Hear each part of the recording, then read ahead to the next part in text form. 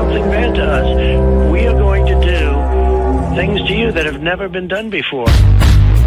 We the people tell the government what to do. It doesn't tell us. We the people are the driver. The government is the car. And we decide where it should go and by what route to do. We the people are free. And I hope we have once again reminded people that man is not free unless government is limited.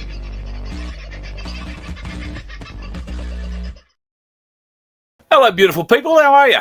I'm sorry about the close or very quick close to last night's show.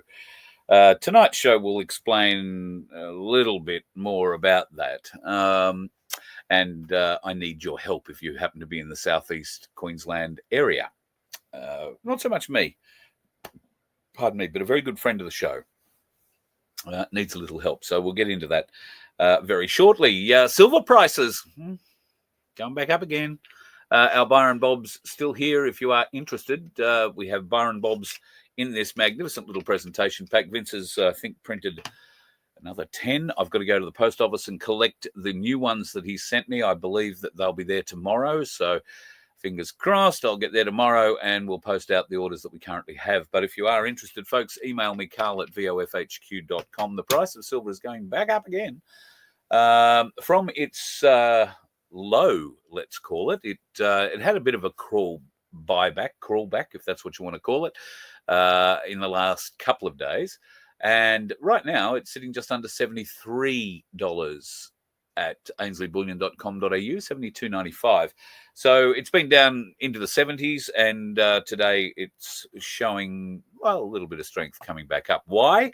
Well, there is a lot of pressure being put on the silver market, and India, believe it or not, doing their bit to try and help with that as well. We'll talk about that in just a minute. Morning to, God, I'm getting a bit ahead of myself. Hello to Michelle Bradley Smith. What am I saying, Bailey? First in the house tonight. Something weird has happened with my, that might be what it is. There you go. I've changed that. Couldn't see everybody's chats there for a while. So, Michelle, lovely to have you in, and thank you for everything that you do as one of our mods. What the in the house? He's always on it, and I see him yo-ho-hoing and bottle of rumming, quite probably, in the not too distant future. If you don't understand that reference, we're going on a cruise, and what the, at his suggestion, instigated it all. So he's the bad boy amongst us, but he has booked his seat on the boat, and I think he's bringing someone with him. He's young bloke. I have booked mine. Have you booked yours? Connie and Alan have booked theirs. There's a few others who've booked theirs too. Not that Annette gives me a call at all, the lady from the cruise company. I have no idea whether you've booked or not. But if you want to, that is the number to give them a call on and ask for Annette. Now, the extension is very important because Annette lives in Fort Lauderdale. She works Australian hours, which is nice, but she works in Fort Lauderdale. So that extension will take you straight to her. You can dial that number, that 1300 number direct, and then the extension number. Or if you don't want to deal with her direct, you can go to a travel agent, just as what that did. And they followed the same directions. It all went through absolutely magnificently and very, very easily. So if you'd like to come on that cruise, which is May 4 to 8, up to Airlie Beach and back, you'll be able to go and check out Hamilton Island or Whitehaven Beach or that Love Heart bit of coral, or maybe you just want to go for a swim on the reef. If it's a nice enough day, you'll be able to go, well, I think they'll probably do it most days actually on the reef, but you'll be able to go snorkeling. And for those of you that have a little bit of daring do, you might be interested in going scuba diving because there's a bit of that goes on there too. Silver Fox, hope you are well. What bad news. I saw further down in the chat that you cannot come on the cruise because in May it's spud picking season. Now, things have changed from the days when I was picking spuds. And yes, I used to pick spuds in Koroit in the Western District. And from memory, we used to pick those spuds in the lead up to Christmas. All the spuds would be out of the ground pretty much before Christmas. But sort of this time of year, late October, November, we'd be hauling them out of the ground from memory. And then when the spuds were done, we would go into hay and start baling that and stacking it and doing all those marvelous things for like 0.3 of a cent a bale, I think it was at one stage when I was lifting those. But May, apparently, 80% of your income comes out of potato contracting. And I have seen the fields that you contract to. They're very large. So we won't drag you away from your income. That would be bad, but I'm just surprised that that's in May is when the spuds are coming in. So how interesting. Hello, Margot. Hope you are well. The lovely Deb. I see there is an email from you, Deb. I haven't got to it yet. I will. Hello, Angie. Trust you are well. Spazar, mate, keep fighting the fight, brother. You're doing everything you possibly can, and you're doing a bloody great job. The gorgeous Rachel is in the house. Happy hump day. You got so desperate you went to a doctor a fortnight ago, prescribed you a B12 shot. Okay. No chemist near where you live prepared to give it to you. But, okay. But they're very happy to give the clot shot. Yes, they are. How very strange is that? Wonder why you've got to go to a chemist for a B12. Found one in Hobart by accident, finally kicked in 24 hours later and feel better than you have in weeks. Good on you. I'm pleased to hear that you're maybe on the mend there, Rach. That's bloody great news. J1, trust you are well, and life, the universe, and everything goes well. Rachel. 3i Atlas is doing some weird things, isn't it? I was listening to somebody a few weeks ago who was telling me exactly why it is doing all the things that a normal comet would do. Slow down, speed up. Apparently the slowing down has something to do with the nature of gravity as it gets within the pull of different objects in space and all that kind of thing. Very plausible. But it's really slowed down. And it doesn't seem to have a tail like comets of every other variety of comet do. A lot of questions being asked, and NASA aren't seemingly there to answer them, which is no real surprise. NASA stands for not a space agency, so they're more a photographic storytelling agency than anything else, I think. But NASA at the moment being very quiet about what's going on with the 3i Atlas. But rest assured, more news coming up on that in the next... Well, I think in November we'll hear a lot more news about it. And of course, in December, I think early December 7, it's due to be at its closest point here around Earth. I can imagine everybody with a P1000 will have it aimed at the skies. And everybody with a decent sort of telescope with a camera attached to it will probably be doing the same kind of thing. If I had a decent telescope, I know I would be. So keep an eye out for that. We will obviously get a communication from them, you would think, earlier if they're going to stop and call in and say hi. Whether or not we're going to be told about that communication, I guess probably not, if I'm honest. All right, let's get into some of the interesting things that are happening today. Now, Australia's electricity costs going up. Australia today has registered an increase in inflation. We're sitting at 3.2%, which is a lot higher than the 2 to 3% that was expected in the rise. Now, it's jumped 1.1%. It was 2.1, I think, last quarter. Jumped again. Now, what does this mean in real terms? Well, in real terms, it means that your electricity bill has gone up 23.5% this year alone. Now, we have that squeaking pig of a human being, Bowen, the climate crier in Parliament, telling us that this is all quite natural. Electricity costs going down, renewables are the way forward, and renewables are going to save us into the future. Well, let me just quote a few little things here. The real cost of electricity grew 9% over the September quarter. That's 9%. So write a few of these numbers down. That's on top of a rise of 8.1% in the June quarter. And those statistics come from the ABS, which on this occasion we choose to believe. Government rebates, which are largely responsible for those people who are still getting a relatively cheap electricity bill, are about to end.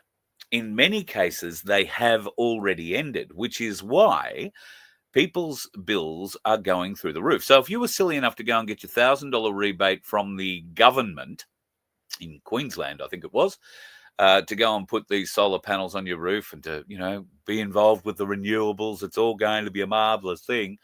Well, any rebate you were getting from that has now ended. That's the thing about these incentive buys that government give you. They turn them off and then you pay the real cost. And the real cost is coming to hit you, folks, big time. Now, these rebates play a significant role across Australia because so many tens of thousands of mums and dads rolled up and got them. They thought, oh, what a great deal, what a great deal, what a great deal. And they probably expected that there would be something to soften the blow at the time when these rebates came to an end. Well, there hasn't been, and there hasn't been because the governments can't rein in their own budgets. Now, they've got no hope. And to try and convince you that renewables are the way forward, they're going to keep telling you the lies. Now, as recently as Question Time, only a couple of days ago, Chris Bowen came out and said that Australians would have the cheapest energy because of renewables. Now, the ABS has suggested 4.2% of the quarterly price rise owed to households is because of the depleting of the different rebates that the state governments have been handing out. And they're different in every state. So it's $1,000 in Queensland. It's $400, I think, in Western Australia, $250 in Tasmania. In New South Wales, I think it's about $500, and in Victoria, I'd be surprised if they give you anything, but they may. Sydney, that's about to change as well. In fact, new laws have been instigated today by the Sydney Council, who died and gave them power for this kind of shit. But Sydney Council have now come out and made a law that says you cannot put gas into any new home being built in the CBD anymore. Liquid, natural gas, the gas that comes out of our ground naturally. One of our biggest exports, if not right up there with the biggest export, natural gas. Not in Sydney anymore, not going to be allowed to run gas appliances. That means no gas heating, no gas cooking, no gas anything, anywhere, anyhow. Instead, you'll get to rely on renewable energy. Holy shit. Well, Sydney's going to go dark, I would suggest. And there are so many very bad reasons for that, but as long as people keep listening to these lying bastards in government, how much longer do you listen to these and do nothing about it? How much longer can you listen to Albanese or Bowen tell lies about the renewables and what great savings we're going to have? We're going to have the cheapest electricity in years to come. But between now and then, we're going to have the most expensive. Now, Albanese has said in the past that he expects prices will drop 20% over the next 10 years. They've gone up 24% this year. So it won't matter if they drop 20% in 10 years, when Albanese says that's when the renewable benefits are going to kick in 10 years. It won't matter if they drop 20% in 10 years. They'll need to drop 500% to make it worthwhile. Now, I'm not great with numbers. We all know that. I'm sure there are better people than me watching this right now, and if not, you know someone better than me, who can do better numbers on this, and certainly better numbers than any friggin' government department can.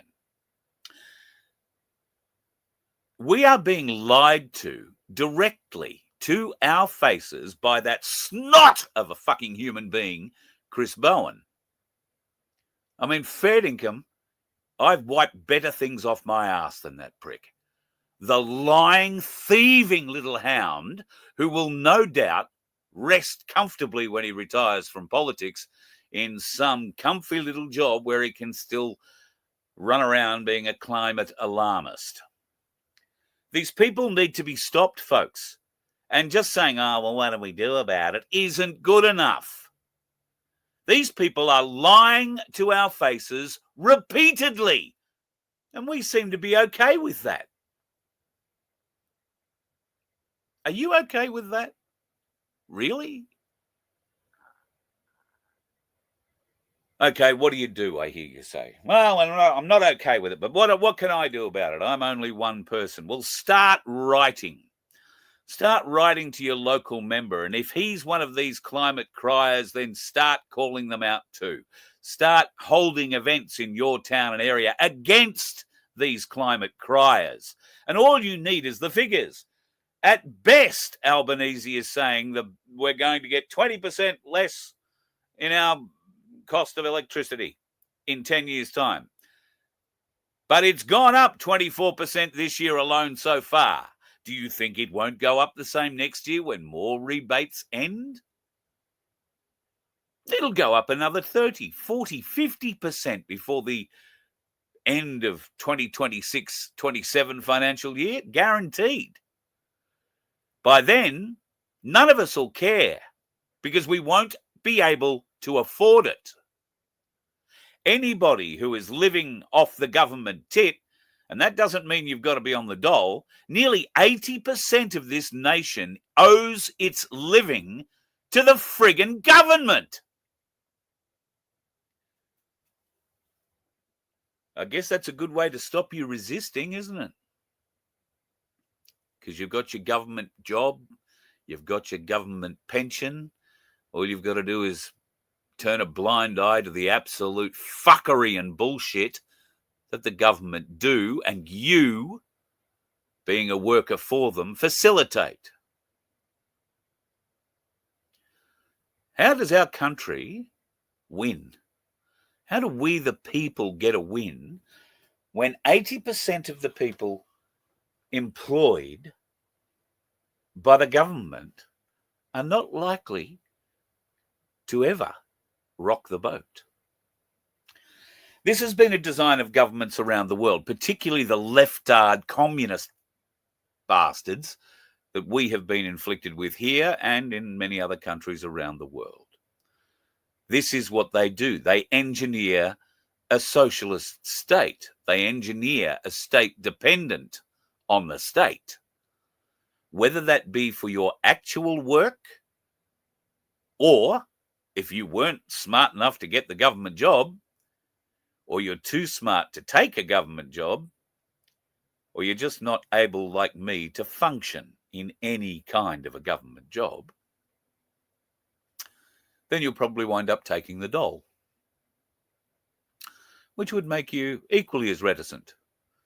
Take the dole, take the pension, take whatever the government are going to give you.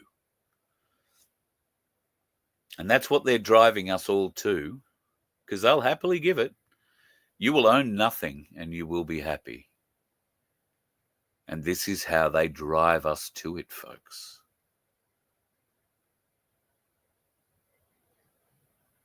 So what do? How do you fight back? Well, you don't let them get away with shit like saying, oh, in 20 years' time, you're going to pay 20% less for your energy. Like, fuck. In 10 years' time, you're going to be paying 300% more than you are paying now, and there will be no discount. All you'll have to be worried about in 10 or 15 or 20 years' time is what those farmers are doing to try and pull down those wind turbines, what they're going to do with them. How do they get that shit out of their ground? And how do we start growing food again in the places where these wind farms have sprung up instead of cattle or sheep farms? And yes, I know there are plenty of farmers out there who have accepted the corporate dollar, and rather than planting a crop, they've planted big fans in their paddocks for big dollars, big dollars. I gather that those people who own those properties probably aren't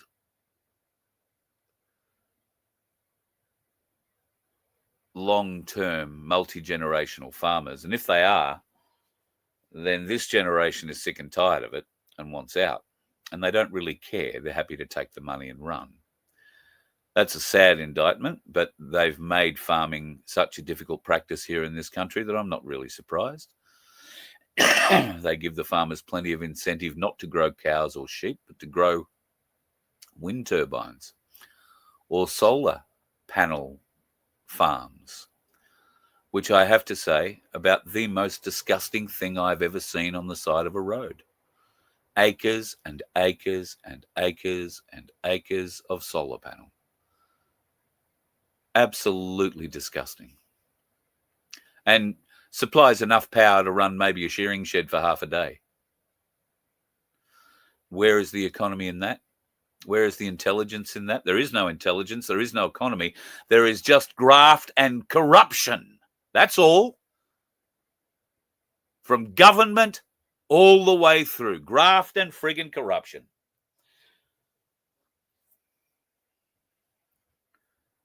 I'm sick and tired of these governments. Successive, doesn't matter what flavour they are. I'm just sick and tired of them treating us like we don't exist.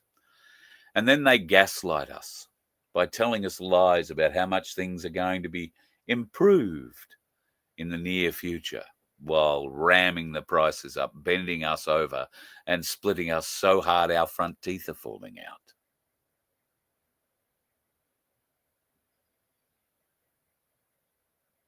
We're all getting to a point where we're going to push back. And unless government pulls back, that pushback is going to be severe. Very severe. This government, this corrupt, foreign-owned corporation, is trying to kill us, kill off everything we love, destroy our culture, and merge us into a nothing state of nameless, shapeless, colourless people who do what they're told. I, for one, will not play that game. And we are rapidly approaching the time where this game is going to be foisted upon us. Do not play that game.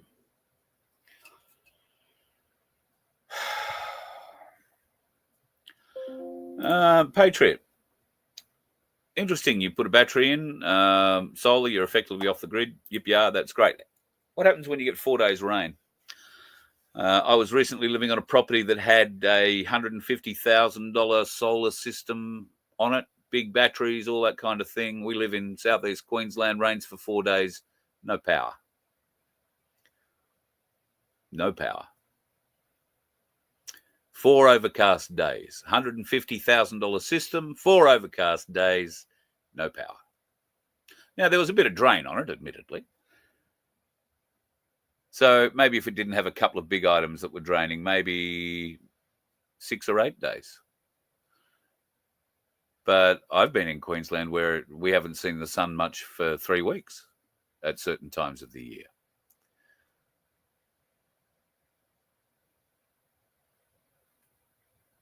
This is no solution, folks.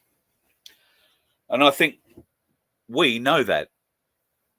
The problem is we keep letting the government do whatever they like. And I guess they're a foreign-owned corporation. They can do whatever they like because the people of this country haven't woken up to the fact yet that they're being lied to, turned into slaves, turned into lemmings. It's incredibly sad. Incredibly sad. Now there's warnings coming out about the global warming of climate change, how the climate is changing. Most definitely it is changing. Near as I can tell, climate has changed pretty much every year I've been alive. It now seems to be changing rather more rapidly, but that has more to do with what they're spraying into our atmosphere and then using all sorts of energy weapons to excite in our atmosphere than it has to do with anything else. We're being poisoned from above. We're being dimmed from above. And, of course, the climate criers would have you believe that if it's not heating up, then the world is getting cold. And it'd only take a degree either way, and we're all dead. The polar bears will be getting a suntan. It'll be awful. It's fucking lies. And these people need to be stopped from telling them, or they need to be held account. I am sick to death of listening to these whining green fucks who know nothing except how to scare, except how to gather brown paper bags, except how to rot the friggin' system and defraud us. The only good thing about these people is, thank fuck there'll be trees left to hang them from, because they will have been protecting them. You climate scarers, the time is coming. The time is coming. Their trees won't be bloody tall enough. There'll be so many swinging from it. But it's you who've got to do something about it. Listening to me rail about it isn't going to help you.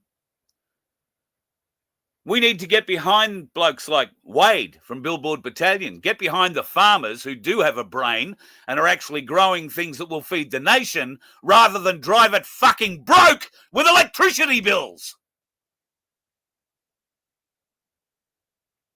I'd love to have a conversation with a farmer who's growing wind turbines on his property rather than food.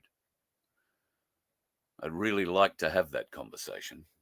But I fear those farmers are too weak, too gutless, and certainly have no intestinal fortitude to stand up to what being a farmer really is, which is hard work, I know. You weak individuals. Don't get me started on internationals. Other countries buying our land and doing what they like on it. We have a communist in charge here, folks. We have a whole party of communists in charge here. Of course they're inviting China in.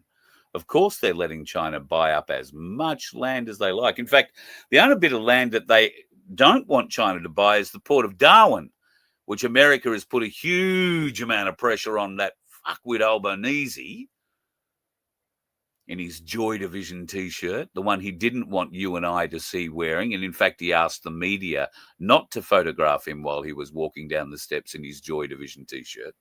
You know why that is? Because he was made to wear it.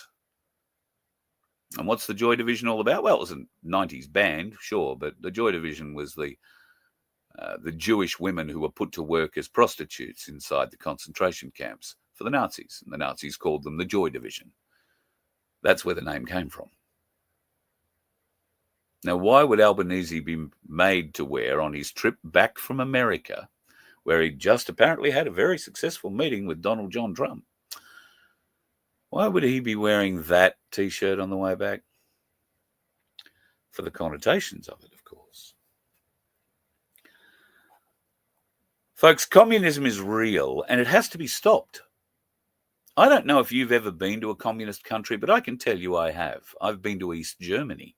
It didn't get much more communist than that unless you went to Russia.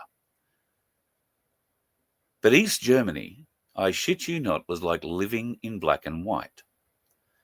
Cobblestones. Fighting for food scraps. Fighting for everything. Or waiting for it. More commonly, because they never had enough of it to go around. Starting to sound familiar? We're being driven there now, aren't we? There's not enough of a lot of things to go around in Australia anymore. A lot of things are much harder to come by. And yet, somehow or other, and I can't blame the people of this country because I seriously don't believe we're stupid enough to vote for them. The vote is rigged.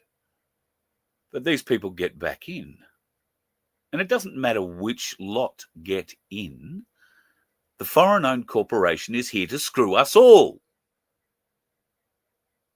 Doesn't matter what flavour it wears. And while there's talk of one nation coming together and bringing the conservative parties together, giving them a much stronger voice, is something that I, broadly speaking, hope happens. I have absolutely no faith that their little organisation, if not already done so, then will be corrupted by the foreign influence that holds sway over that building in Canberra. That building that isn't our house. It's their house. That building where the Australian flag doesn't touch Australian soil. That's their house. That's not ours. And the sooner you, your next door neighbour, his mate, her girlfriend, and all their friends wake up to it, the sooner we'll be in a position to do something about it. Are you in a position to educate those people? Because not all of them watch me. I'd love it if they did, but they don't. But the ones you can get to and talk to, but I'm sure you've done that. I'm sure you have. We all have. And I'm sure you've come to the realization there are many excuses. But I think the biggest problem we have in bringing this corrupt, foreign-owned fraud to a close is the fact that Australians are just too apathetic and don't give a shit. And that scares me, because where does that leave you and I? That leaves you and I going to jail for what we believe. That leaves you and I doing desperate things. That leaves you and I fighting the fight on behalf of all Australians that most Australians are too fucking lazy to bother learning about, let alone lift up a finger and do anything about. And I find that pretty sad. It might be because of the jab, because God knows it's dumbed down a lot of people. But if you took the jab, you were already pretty fucking dumb. Or cocksure of yourself. And so damn sure that people like me and you were so wrong. Mentally retarded wrong. Stupid. Oh, I thought you were smarter than that. You remember the people who said that to you? Oh, gee, I always thought you were more intelligent. Didn't think you'd believe something like that. They don't take it real well when you spin the same argument back on them to say, oh, gee, I thought you were smarter than that. I thought you saw the IQ test in front of you. But sadly, you can't educate people who can't see the IQ test. Why? Because they're not fucking smart enough. It's that simple. It's sad, but it's simple. If you swallowed the bullshit, then you do not understand what the word discernment means, let alone how to spell it or how to action it. Even with the benefit of hindsight, even with all the truth coming out about the jab now and just how right we were,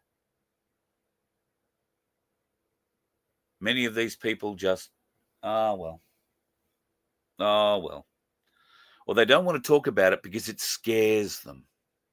Well, it fucking scares me too. It scares me about how stupid these people were, and now how apathetic they're just going to lie down and die. No, fight back, you weak pricks. Get up and argue. Get up and fight. Don't lay down and die. I won't respect you. None of us will respect you if you just say, oh, well, I got my jab and now I'm just going to la, la, la, la, la. I'm not going to believe it's me. Regain some respect. Come and fight with the people who have been fighting for you for the last 5 years. The ones you've ridiculed. The ones you've insulted. The ones you've abused and beaten. We're still here.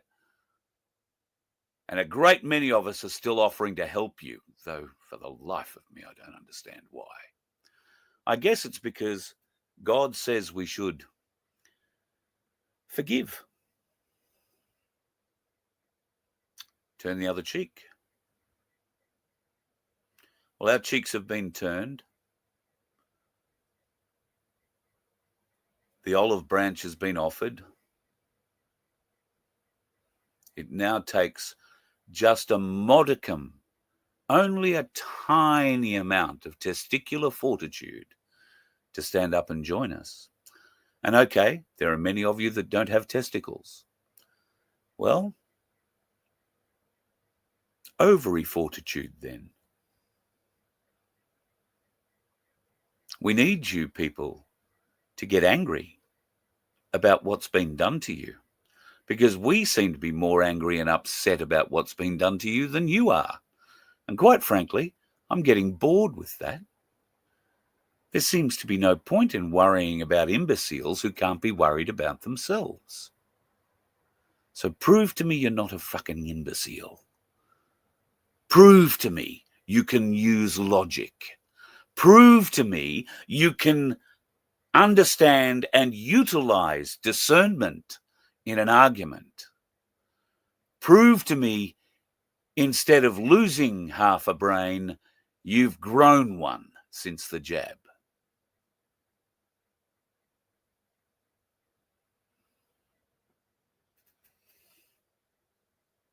It's not over yet, folks.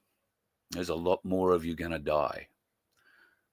In the next 2 years, there'll be more deaths than there have been in the last 2. A lot more, globally. You'll notice the world media isn't talking about it. Those deaths are happening now. Those reports are being written now. Those reports are being read in parliaments all around the world now. And in some cases, those lying, deceitful, underhanded medical murderers responsible for our health organizations and departments in Australia and around the world, well, they know what they've done, and they know, we know, and they should know we're coming for them. They will be made accountable. The only way they won't be is if they took their own jab and the bastards die before we get to them. In which case, all of their government benefits, all of their long service, all of their bribes that they've been handed over the years should be taken from them. Posthumously. No golden handshake for you or your family, if there's any of them left.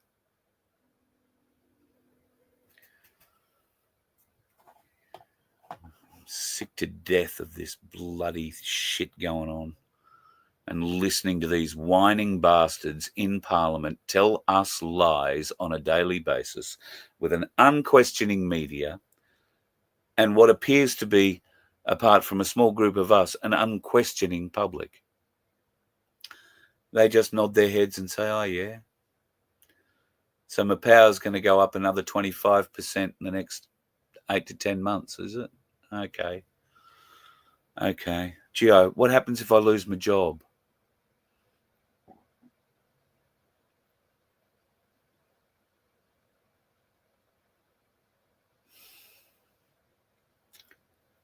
And all the while, they've got the doors wide open, filling up the country with people who can afford to buy a house, who are prepared to do whatever job requires to be done, even if they don't have the skills to back it or drive it forward or turn it around or do anything like that.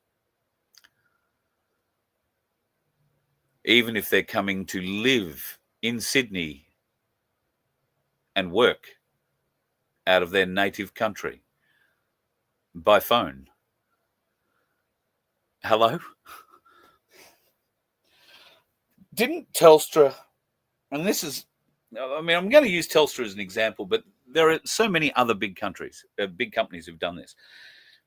Didn't they sack all their Australian workers in their Australian call centres to put that work out into the Philippines, India, Sri Lanka, variety of other places around the world where they didn't have to pay nearly as much money and got twice as many people to do the work?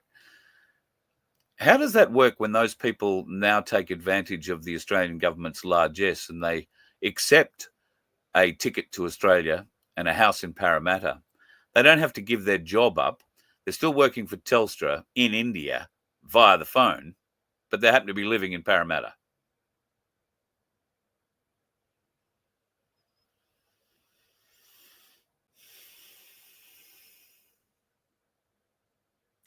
Sickening. Absolutely sickening. And I've got a little more carried away than I probably wanted to, but it is what it is. And they're going to try and take cash away. Don't leave this bullshit. The RBA boss makes a big cash call. The Reserve Bank Governor, Michelle Bullock, has declared cash essential and vowed it would remain supported as an option for Australians as long as they wanted to use it. Now, she didn't actually say it would be accepted everywhere. She just said it's still going to be an option. And that's exactly what the lying, cheating, filthy fucks in Labor have said as well. You'll be able to use it up to $500 in a supermarket, in a service station. Places where you can get essentials, milk, bread. That's it. You won't be able to use it anywhere else. I know truck drivers that pay for fuel when they're traveling across the country in cash. All right? They're going to pay $3,000, $4,000 in cash because they get paid in cash, some of them. And if they've got themselves at the end of a job and they get paid in cash and they need that money to put the fuel in the friggin' truck to get home, then guess what? It goes in the fuel paid in cash. Now, if you happen to be stuck up a road in the middle of nowhere somewhere and there isn't a bank anymore, the bloke says, oh, I've only got cash, mate, there's your cash. You can't put that cash in a bank because all the friggin' banks are closed. They don't operate anymore. That's because they're helping us by streamlining the service. So you find yourself up a dirt road with $4,000 in your pocket and nowhere to spend it to put fuel in your rig to get home. Do not accept the digital ID, folks. It will be the death of cash.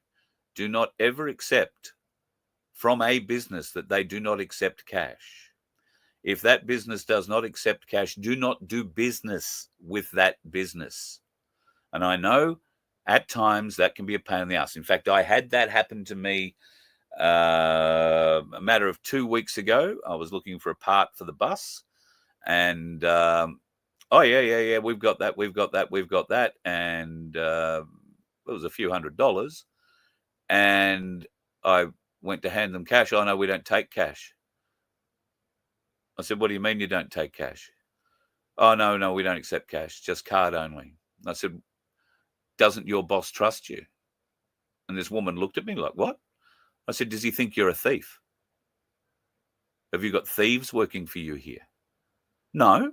I said, well, why wouldn't you take cash? Oh, it's just that we've got no way to store it. I said, you've got a fucking drawer, don't you? Yeah. Well, put it in the drawer. Stick it in an envelope. Put it in your boss's wallet and tell the prick to go to the bank.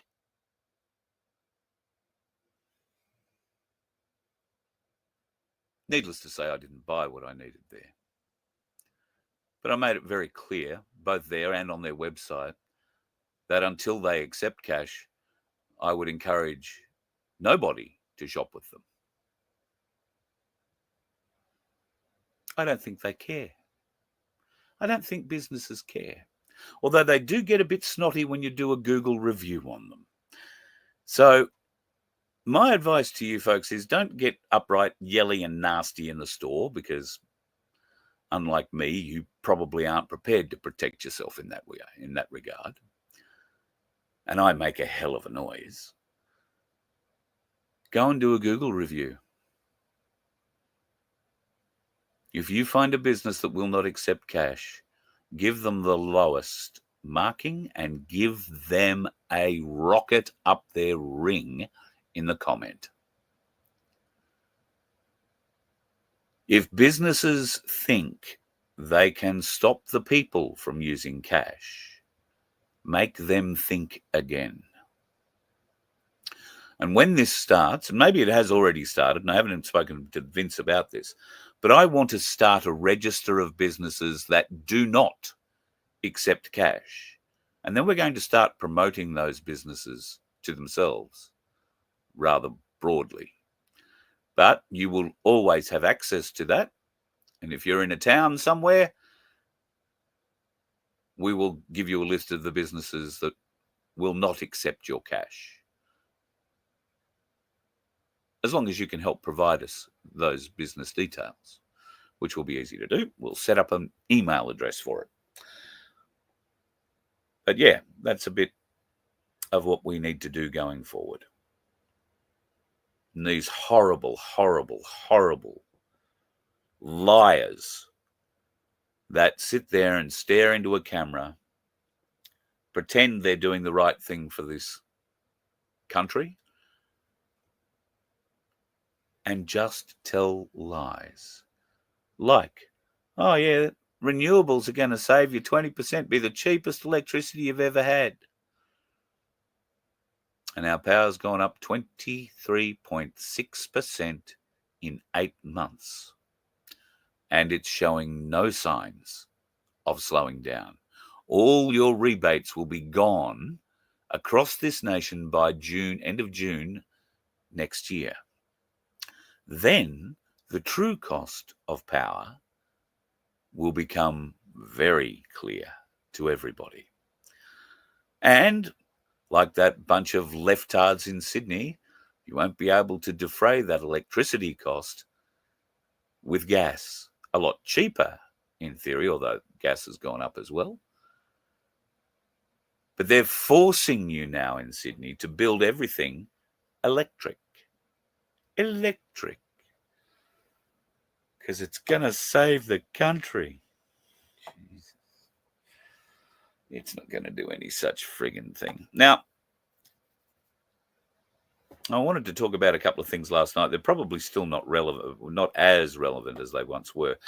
But this in particular was a meeting I thought everybody should take notice of when it happened in Japan yesterday. Of the fact that he is going to be meeting with Chinese President Xi Jinping in just a few days from now. Yeah, I think it's a really powerful image, and this is a demonstration of presidential power. When the president travels overseas and meets with our most important adversaries like China, as well as our key allies like Japan, it's a powerful demonstration of the power that our country holds. Now, that's Trump meeting the Emperor of Japan. The Emperor of Japan. Trump was manhandling the Emperor of Japan. A little later in that clip, he's walking inside. He puts his arm around him. He's guiding him, showing him around. This is not the acts of a man who is being led. This is a man who is out front doing the leading. And doing that with the Japanese Emperor, given all of the pomp, all of the ceremony, all of the cultural history that goes on with Japanese ceremony. Do you think that was right?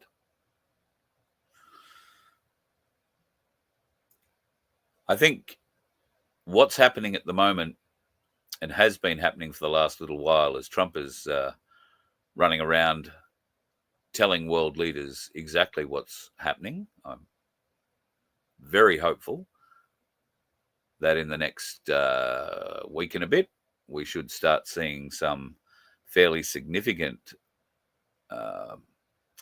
movement when it comes to indictments and arrests.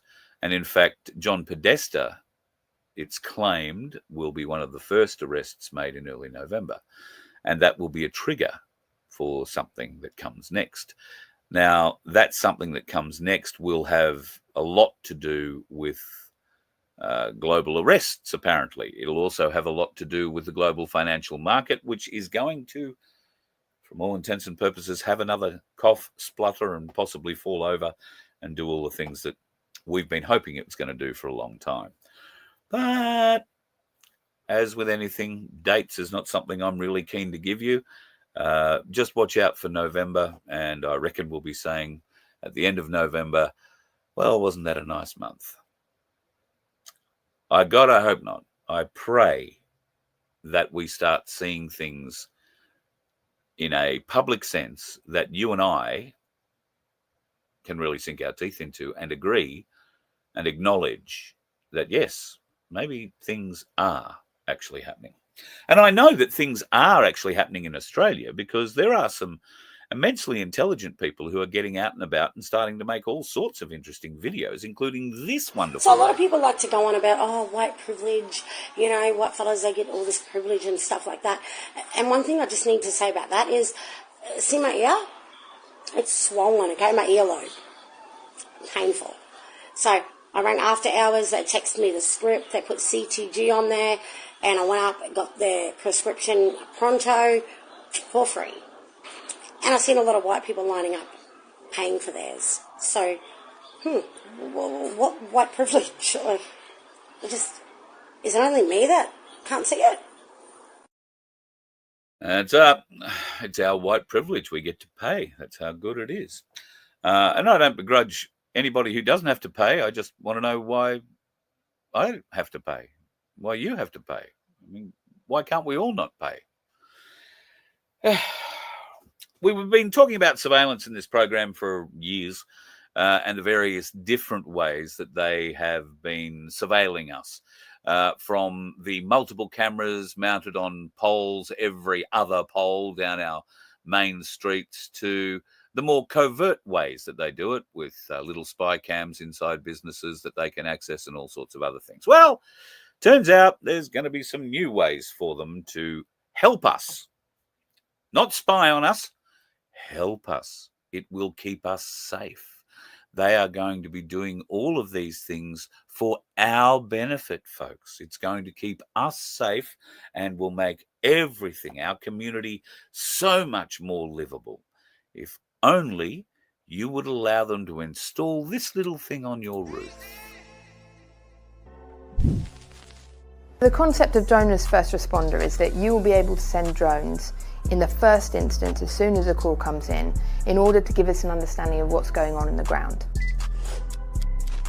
These drones will be deployed from boxes that are situated across rooftops, and they're deployable at a moment's notice. Once deployed, they should be getting overhead within about 90 to 120 seconds. The camera will... And they will watch everything you do. They will hear everything that you do. Now, I can hear a lot of people saying, well, that's not such a bad thing, if you've got thugs cruising around the streets with machetes, and not that that's happening anywhere in Victoria at the moment, I'm sure, because everybody handed their machete in, didn't they? Yeah, they did. No crime happening in Victoria, but when they do manage to get the no crime in Victoria under control, what other sorts of control will they be able to exhibit with drones? Now, I can tell you, having had a bit of experience with drones, and a few years ago looked into starting a security company using drones. In fact, I looked at being able to fly, not quadcopters, but actual aircraft type drones between Brisbane, Gold Coast, be able to do everything from traffic reports to surveilling speeding cars and associated other bits and pieces.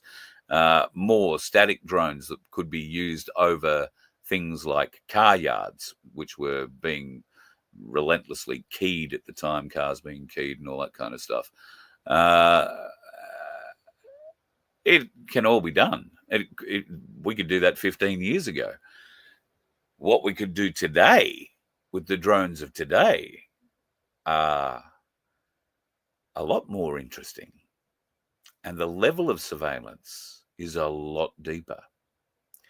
So, Queensland is one of the trial states. I'm not sure if it's happening in other states, but certainly the southeast corner, and particularly the southern region of Brisbane, is alive with drone technology. In fact, you can get stuff delivered to your house through Amazon and their drone, or Google and their drone service in the southern regions of Brisbane at the moment.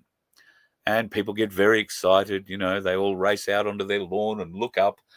And I've got to say, it's the most sickening thing to watch, because the mum who's, you know, too fat and lazy to get off her ass and go and organise lunch for her children rings it up and gets it delivered by drone. And what does she do?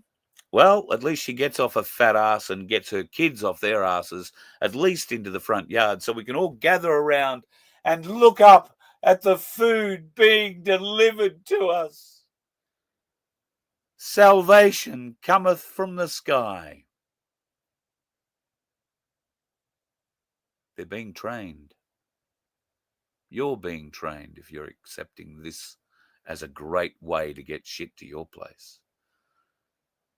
Very shortly, the next pandemic maybe, you will get everything delivered by drone. You'll get it 4 days after you order it, or 10 days after you order it, because there won't be enough drones to get the orders to you in time, but they'll fix that problem too. The world is turning into a very ugly, frightening place. And it's not going to change unless people like you and I convince more people to become like you and I. And when we have the right amount of people like you and I, then we'll hit the roads, folks. And if there is a dickhead on that road, they better watch out. You let one ant stand up to us, then they all might stand up. Those puny little ants outnumber us 100 to 1. And if they ever figure that out, there goes our way of life. It's not about food. It's about keeping those ants in line. That's why we're going back. Does anybody else want to stay? Let's rock!